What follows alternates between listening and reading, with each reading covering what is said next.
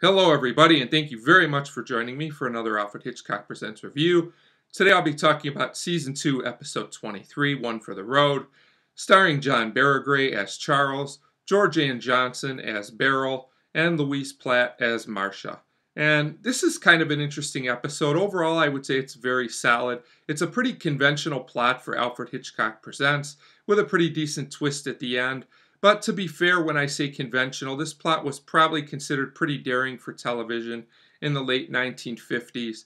And the ending does work in the context of the episode, but from a modern perspective, I thought it could have been a little bit more satisfying. But I will get more into that when I get to the end of the episode. So we start with a husband, Charles, and a wife, Marsha, and they are our main couple in the episode. And they're chatting. Things seem to be good. It seems to be a pretty good day overall. They seem to have a decent relationship on the surface, and it turns out the husband Charles has to go on a business trip, which seems to be fine, even though his wife will miss him, of course. She also finds a lighter and thinks nothing of it, says give this back to whoever it belongs to. There's initials on the lighter, which will be important later in the episode. And Charles says, I wonder where that came from, and acts like he has no idea whose it is.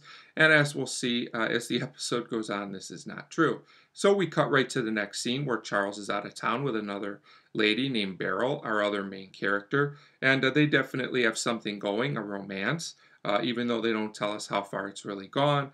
But we can definitely tell that Beryl wants Charles to herself. She suggests that he gets a divorce, but Charles says, no, I like things the way they are. Charles really wants to continue to play both sides of this situation. Probably not a good idea at this point. So at this point, we go back to Marsha, and she gets a gift for her anniversary, and it turns out to be a vase, but it's broken. So she makes some phone calls trying to reach her husband, and she winds up getting Beryl's phone number. And when she puts things together, it turns out this lady's initials are the same as those on the lighter. So putting two and two together, Marsha figures out that her husband is involved with this woman. So kind of surprisingly to me, Marsha comes right out and confronts Charles. At first, Charles denies it, but it turns out Marsha knows what's going on. So when Charles is back with Beryl, he says, I had to tell her, what's going on. And I told her I won't see you anymore. At this point, it's brought up again that Beryl wants Charles to get a divorce, but he just doesn't want to. He wants to continue to play both sides of this situation. So basically, Marsha's still upset. Charles says he's trying to break it off, but for her protection, he has to do this slowly, which, as we know, really isn't true. Charles is a pretty shady character in this episode, I have to say. And little does he know that Marsha has a plan to go and see Beryl the next day. And I did think that Louise Platt did some pretty good acting in this scene as well. So the next day, Marsha does go to visit Beryl. She says she's a lady that's there to collect clothes for some kind of charity. So she lets herself in when Beryl goes to look for some clothing, as Marsha's pretty persistent. So Marsha looks around the house a little bit. She goes into the kitchen, and she decides to put some poison in the sugar bowl, which we'll find out probably not the smartest plan in the world. So when Beryl comes back out, the ladies continue to talk, and Marsha decides to leave when she sees a picture of Charles there. I thought the scene was pretty suspenseful and well done overall. There's definitely a tension between the two ladies. So at this point, Marsha gets a phone call, and it turns out that Charles has had to go unexpectedly out of town. And so Marsha knows where he's going. He's going to Beryl's house. So she freaks out, thinking that maybe, he'll take the poison instead of Beryl. So at this point, Charles is with Beryl yet again. And he says he's going to break things off with her, but he says maybe in a few months' time, when things cool down, I'll be able to come back. This guy is a pretty shady character, like I said earlier. And at this point, he kind of deserves what he gets, honestly, the way he's playing this up.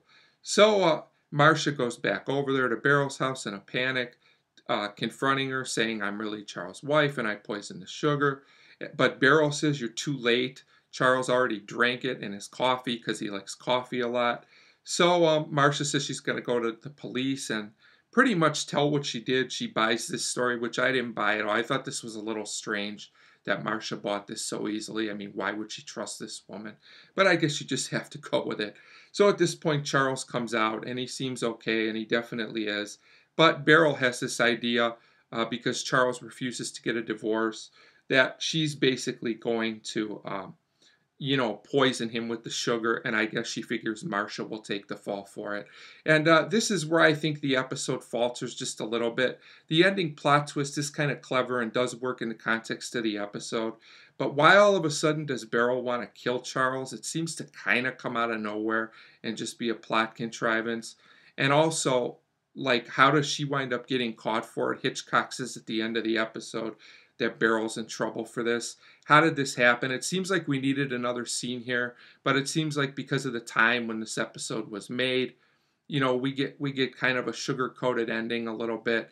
And like I said, it worked, but I thought it could have been better. But overall, this is a well-acted, well-plotted episode, and I'm going to give One for the Road a 3.5 out of 5. Like I said, definitely a very good episode and an episode worth watching. I just thought that a few of the character motivations were a little bit shaky from time to time, and the ending could have been slightly better, but the ending still worked very well. So 3.5 out of 5 for One for the Road, and as always, thank you very much for watching.